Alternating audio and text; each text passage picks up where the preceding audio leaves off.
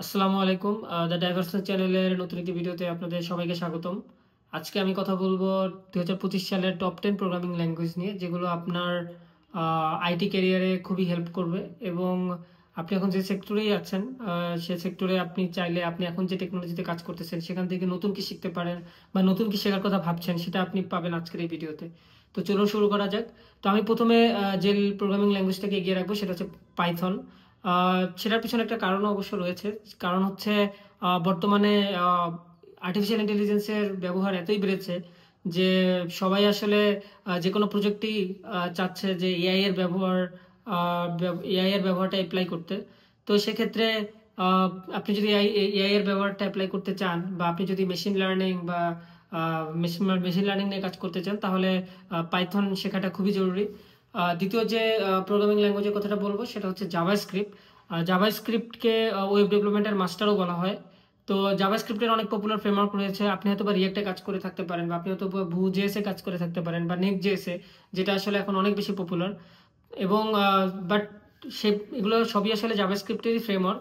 But আমি বলবো যে ফ্রেমওয়ার্কগুলোতে যাওয়ার আগে আপনাকে আসলে জাভাস্ক্রিপ্টের বেসিক যে কোর কনসেপ্ট সেটা আসলে আপনার ক্লিয়ার থাকা উচিত। আপনার যদি জাভাস্ক্রিপ্টের বেসিক কোর কনসেপ্ট ক্লিয়ার থাকে, তাহলে আপনি যে কোনো ফ্রেমওয়ার্কে আসলে নিজেকে অ্যাডাপ্ট করে নিতে পারবেন। দেন 3 নাম্বার যে প্রোগ্রামিং ল্যাঙ্গুয়েজের কথাটা বলবো সেটা হচ্ছে গোল্যাং। গোল্যাংটা আসলে গুগলের তৈরি। তো গোল্যাং এর ইউজেস হচ্ছে যে আপনি যদি ডেভঅপস বা ক্লাউড অ্যাপ্লিকেশন বানাতে চান, তাহলে আসলে গোল্যাং এর কোনো বিকল্প নেই। আপনাকে অবশ্যই গোল্যাংটা শিখতে হবে। 4 নম্বরে যে প্রোগ্রামিং ল্যাঙ্গুয়েজের কথাটা বলবো সেটা হচ্ছে রাস্ট।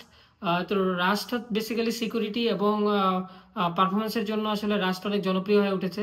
তো আপনার যদি অ্যাপ্লিকেশনে সিকিউরিটি অ্যান্ড পারফরমেন্স ইস্যু থাকে, তাহলে আপনি আহ, বা সেটা যদি আসলে আপনার মেইন কনসার্ন হয়ে থাকে, তাহলে আপনি রাস্ট শিখতে পারেন এবং সেটা অ্যাপ্লাইও করতে পারেন। 5 নম্বরে যেটা বলবো সেটা হচ্ছে কটলিন।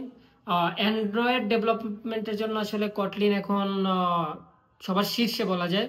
এবং এটা আসলে অনেকটা জাভার সাথে সামঞ্জস্যপূর্ণ বলে এটা আসলে অনেক বেশি জনপ্রিয় হয়ে উঠেছে। 6 নম্বরে যেটা বলবো সেটা হচ্ছে জাভা। জাভার সাথে আসলে আমরা জাভার এখন অনেক লেটেস্ট ভার্সন বের হয়েছে। আহ, তো জাভাটা আসলে জাভা প্রোগ্রামিং ল্যাঙ্গুয়েজটা আপনার ব্যাংকিং সেক্টরের যে অ্যাপ্লিকেশনগুলো রয়েছে সেগুলোর জন্য আসলে এখনো স্টিল জাভা এখনো নাম্বার 1। তো ব্যাংকিং বা সিকিউর ব্যাংকিং এর ব্যাংকিং রিলেটেড অ্যাপ্লিকেশন বা এন্টারপ্রাইজ রিলেটেড অ্যাপ্লিকেশনের জন্য, এন্টারপ্রাইজ রিলেটেড অ্যাপ্লিকেশন যদি আপনি বানানোর কথা চিন্তা করেন, তাহলে আসলে আমি বলবো যে আপনি জাভা প্রোগ্রামিং ল্যাঙ্গুয়েজটা শিখতে পারেন। কারণ এন্টারপ্রাইজ অ্যাপ্লিকেশনের জন্য জাভার বিকল্প আসলে কিছুই নেই। স্টিল সবাই আসলে এন্টারপ্রাইজ অ্যাপ্লিকেশনের জন্য জাভাটাই ব্যবহার করে থাকেন। দেন যেটা বলবো সেটা হচ্ছে সুইফট। যারা আইওএস ডেভেলপার, তাদের তাদের জন্য আসলে সুইফট শেখাটা খুবই জরুরি। সুইফট এখন অনেক বেশি জনপ্রিয়, এবং আপনি বর্তমানে সুইফটের ব্যবহারটা আসলে একদমই অপরিহার্য বলা চলে।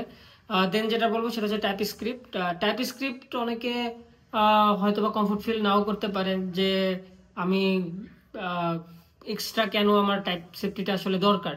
তো টাইপস্ক্রিপ্টের আসলে অনেক উপকারিতা রয়েছে।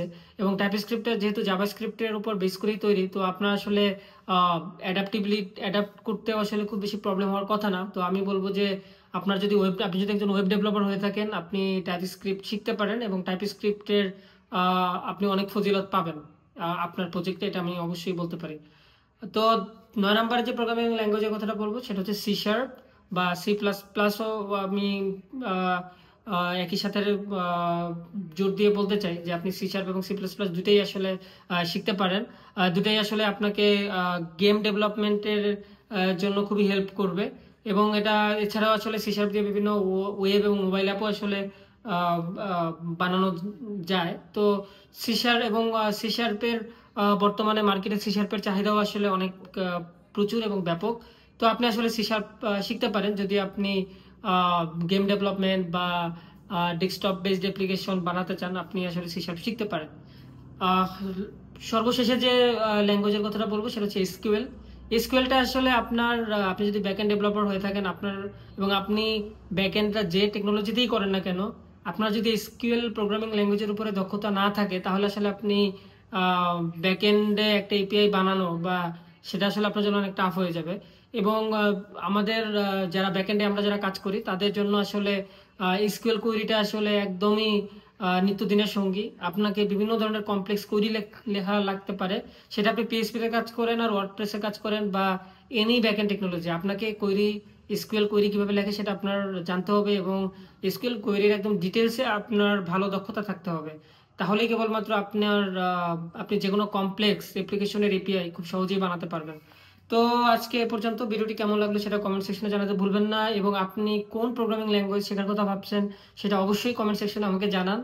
আর ভিডিওটি যদি ভালো লেগে থাকে তাহলে লাইক দিন, সাবস্ক্রাইব করুন এবং বন্ধুদের সাথে শেয়ার করতে পারুন। দেখা হবে নতুন কোনো ভিডিওতে, সে পর্যন্ত ভালো থাকুন।